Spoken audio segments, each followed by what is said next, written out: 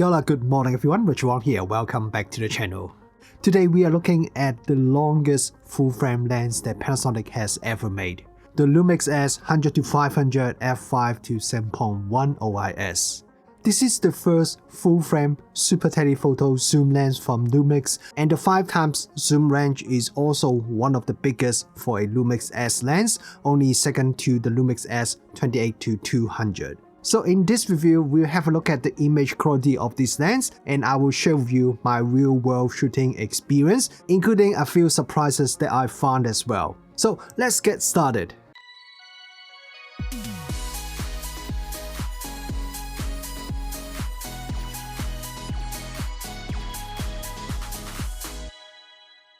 A full-frame zoom lens that reaches 500mm is never going to be small, and this one isn't either. But for a 5x zoom lens that goes all the way to 500mm, this lens is actually pretty compact. In fact, it is smaller than the OM system 100-400, which is the Micro Four Thirds lens with a shorter focal length. And when I compare to some other full-frame lenses, it is smaller than the Canon RF 100-500, and it is also smaller than the Sony G Master 100-400, which again has a smaller range and shorter maximum focal length. From my own measurements, the Lumix weighs around 1,290 grams without the tripod mount, or 1,467 grams with the tripod mount. So it's not a light lens, but it feels solid in hand. For L-mount shooters, the closest alternative would be Sigma's 100-400mm contemporary and Sigma's 150-600 sports. I haven't had a chance to test these two lenses yet, but just looking at the numbers, this Lumix is only a little bit bigger than the 100-400 and quite a bit smaller and also lighter than the 150-600. Speaking of the tripod mount, it is Arca Switch compatible, so you can mount the lens directly onto a tripod without needing a separate plate. The mount feels solid, rotates freely 360 degrees, and you can also remove the tripod mount completely without any tools. In fact, I actually had the tripod mount removed for most of my review. I was just shooting it handheld most of the time. My only complaint about the tripod mount is that it doesn't have any click stops, so it's a bit tricky to line up perfectly level, and sometimes when I have the lens on the tripod, I would accidentally rotate it a bit without noticing.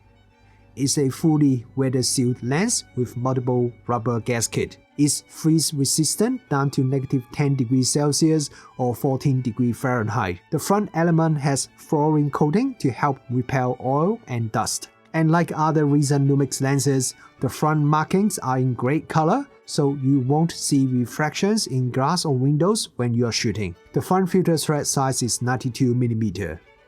When paired with the latest Lumix cameras, the focus ring is fully customizable. You can change the focus direction or even assign it to control other camera settings while using autofocus. Between the zoom and focus rings, there's another ring that lets you adjust how tight or smooth the zoom ring feels. Probably due to the size and weight of the glass, even at the smooth setting, I find I still need a fair bit of force to zoom. The difference between tight and smooth setting isn't as big as I expected. The good news is that even when I set it to smooth, there's very little, pretty much no zoom creep. You can even shake the lens a little bit and the zoom will pretty much stays unchanged. If you shake the lens crazy, sure, you can get it to move, but for normal shooting, you're fine. On the side of the lens, you got all the expected switches, a focus limiter, OIS mode selector, AF/MF switch, and a zoom limiter. And there's even a customizable function button. So apart from not having an aperture ring, this lens has pretty much everything that you can think of. If you haven't shot with a 500mm lens before, you might wonder how much zoom that really gives you. It's a lot. Here's a quick example. I was on Auckland's waterfront, facing the Sky Tower about a kilometer away. With this Lumix S 100-500, I could zoom all the way in and actually see people inside the Sky Tower's observation deck. And if 500mm still isn't enough, This lens also works with both Lumix teleconverters, the 1.4x and the 2x.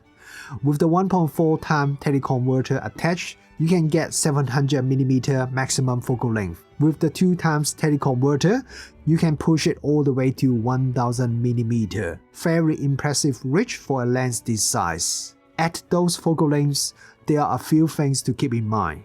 Any tiny vibrations would become very visible. For example, a big truck passing nearby was enough to cause noticeable shake. Now, to be clear, this isn't a particular issue with this lens. It's simply the reality of shooting with any lens that is above a few 100mm focal length. I'll talk more about stabilization in the next section.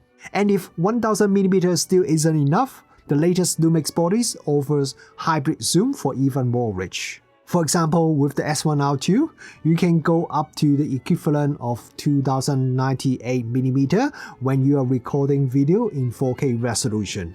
Hybrid zoom crops into the high resolution sensor, so it's better than the traditional digital zoom where you are guaranteed to lose quality. If you are recording video in Full HD, you can reach a ridiculous 4197mm equivalent focal length. At that focal length, I could almost see what people were eating at the tables in the observation deck. But keeping the image steady at that magnification is a serious challenge. A couple of notes about using teleconverters. Like any other teleconverters, they reduce your maximum aperture. The 1.4x costs you 1 stop, so at the tele end, your maximum aperture becomes f10. The 2x teleconverter costs you 2 stops. So at the tele end, the maximum aperture is now f14. The reduction in light combined with the long focal length means you'll often be shooting at ISO in the 4-digit range, maybe even 5. One more thing, the Lumix teleconverters protrude and the 100 to 500's rare element travels quite far back towards the mount. Similar to the Panasonic Leica 100 to 400 version 2 for Micro Four Thirds, there is a zoom limit switch on the lens. When enabled, it prevents the lens from zooming wider than 150mm. It is a bit inconvenient, but I suspect it's a trade-off. Panasonic likely prioritized keeping the lens as compact as possible for the majority of users who won't ever use a teleconverter, rather than making it bigger just to make things a little easier for the small group of people who will. Interestingly, you can still physically attach the teleconverter with the lens set to 100mm. The camera will prompt you to zoom in a bit before you can shoot, but it fits. It seems there's a small spring mechanism that pushes the rear element in slightly when you mount it at 100mm. Even so, I'd recommend switching on the zoom limit and zooming to 150mm before attaching a teleconverter just to be safe. This lens has optical image stabilization. According to Panasonic, it uses a brand new OIS unit designed with dual-sided ball support and a few other upgrades. The OIS works together with Lumix cameras in-body image stabilization, and Panasonic claims it provides up to 7 stops of compensation, which I believe is the highest for a lens of this class. In practice, I was able to get sharp images at 500mm while shooting handheld at 1/15 with the high-resolution S1R2. That is with nothing supporting my body. I was just standing. So that is pretty impressive. As I've said in my other reviews, the absolute numbers how slow I can shoot at don't always tell the whole story. Shooting conditions make a huge difference to how slow you can go. Still, 1/15 at 500mm handheld is pretty remarkable. And for video, it works very well too. Here's a clip I shot at 500mm focal length handheld with nothing to lean on. It's impressively stable. This is a variable aperture lens, so I've plotted a chart to show the maximum aperture the camera reports at different focal lengths. The lens hits f5.6 at around 143mm, and by the time you reach roughly 485mm, you are at f7.1. On the other end of the scale, the minimum aperture is quite small. At the wide end, it closes down to f29, and at the tele end, it goes all the way to f40. I've also created another chart that includes the maximum aperture when you are using teleconverters. As you expect, there's some overlap in focal length, and the maximum aperture is always faster without a teleconverter attached. So if you don't really need the extra reach, it's better not to leave a teleconverter on all the time, as not only you get slower maximum aperture, it will also affect autofocus performance as well. If you adjust the aperture during video filming, the aperture changes smoothly so you don't see any jump in the video. The exposure also remains stable when shooting in aperture priority mode. Panasonic says this lens uses the new dual-phase linear motor that debuted with the Lumix S 100mm macro lens last year.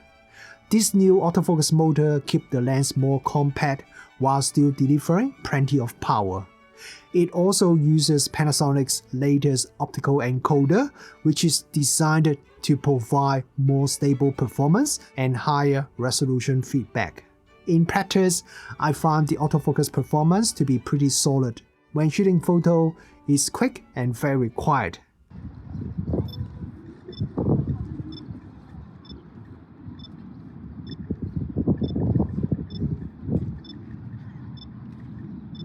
I was able to track fast-moving subjects, even flying pigeon, at 500mm focal length. For video, paired with the Lumix S1R2, autofocus is responsive and the focus transitions are nice and smooth. There are times when autofocus would take an extra moment to lock onto the subject, but turning on the focus limiter can help in those situations. The camera will still autofocus with a 2x teleconverter attached, but because this is an f5 to f7.1 lens, and even slower once you attach a teleconverter, autofocus performs its best when there's plenty of light. On a bright sunny day, no problem at all.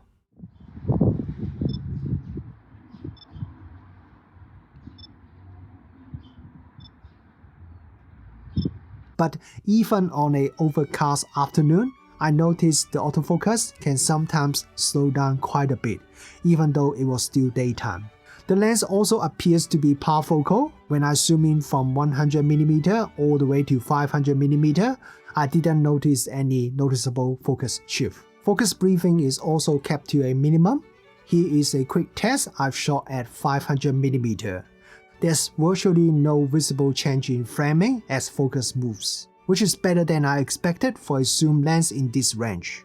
Now let's look at image sharpness, starting at the wide end 100mm focal length. Looking at the center and corners at 200% zoom, even wide open at f5, the image is already very sharp across the frame. So stopping down the lens really doesn't improve sharpness any further. You can stop all the way down to f29 at the wide end, but diffraction starts to kick in after around f11 and the image gets softer from there. At 500mm, it's a very similar story. Wide open at f7.1, sharpness is excellent from center to corner. Stopping down the lens gives only a marginal improvement, but again, diffraction starts softening the image after f11, so you can't stop down too much if you want the best sharpness. I also tested sharpness with both the 1.4x and 2x teleconverters at the tele end. With the 1.4x teleconverter attached, even wide open, sharpness is still pretty good, even towards the edge. With the 2x teleconverter though, the image is noticeably softer. I did one more comparison. A photo I shot at 700mm using the 1.4x teleconverter versus a photo I shot at 500mm without any teleconverter. Then I upscaled the 500mm photo in Photoshop to match the same framing. The photo taken with the teleconverter does resolve slightly more detail than the upscaled version. The difference isn't huge, and honestly, YouTube compression might make it hard to see. But on my monitor, I can definitely see the difference. The minimum focus distance is 0.8 meter at the wide end. Now, that might not sound super close, but keep in mind we are already at 100mm focal length. That works out to a 0.16 times maximum magnification. Zooming all the way in to 500mm, and the minimum focus distance becomes 1.5 meters, which gives you a pretty impressive 0.36 times magnification. Sharpness holds up nicely even at that close range. In practice, I was able to use this lens to shoot some close-up photos of birds without any trouble, which I think is awesome because usually it's really hard to get that kind of detail without scaring them away first. So when you combine the long telephoto reach with that solid maximum magnification, it opens up a lot of creative options, not just for wildlife, but even for insects or other small subjects that are usually tricky to photograph with other lenses. With the very long focal length, this lens can easily completely dissolve the background when shooting close-up subjects, creating a nice separation. The bokeh balls remains pretty round even when you stop down the lens quite a bit. When the subject is further away, the bokeh is more average. I've noticed a slight halo around the edge of some bokeh balls, which can make the background look a bit busy rather than smooth and dreamy. In many photos, the background blur can look really beautiful, but you do need to pay a bit of attention to what's behind your subject to avoid distracting or busy looking bokeh. At YN, with vignetting correction enabled, the lens has almost no vignetting even at the maximum aperture. Disabling vignetting correction and you will see some minor vignetting. Stopping down the lens to f8, then that would also pretty much disappear. So vignetting performance is pretty good at the wide end. Now let's look at the tele end 500mm, and it is pretty much the same.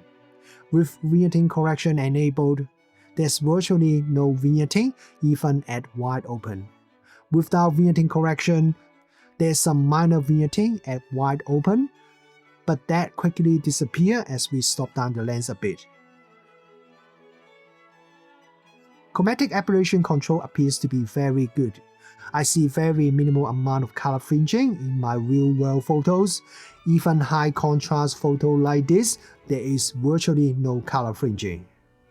With the lens profile correction enabled, distortion is almost not noticeable at all.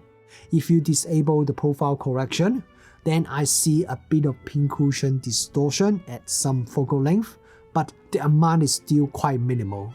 Lens flare control is very good. Minimal amount of lens flare and ghosting even when shooting directly into the sun. Contrast also remains very good pretty much all the time as well.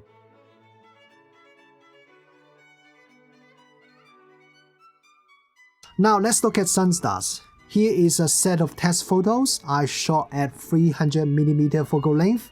At this focal length, I need to stop down to f16 for Sunstars to become noticeable. Stopping down further will make the Sunstars sharper. At f36, the Sunstars are quite sharp and nice, but the photo would also be quite soft because of diffraction. So in practice, you probably won't be shooting at such a small aperture. The Sunstars look quite average in my real-world photos.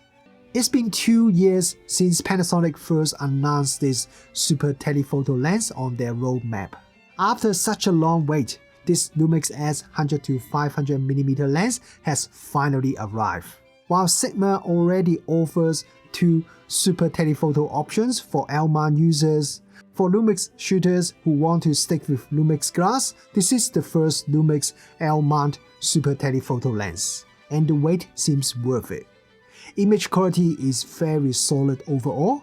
While the Bokeh and Sunstars are not my personal favorites, but honestly, for this kind of lens, they are totally fine.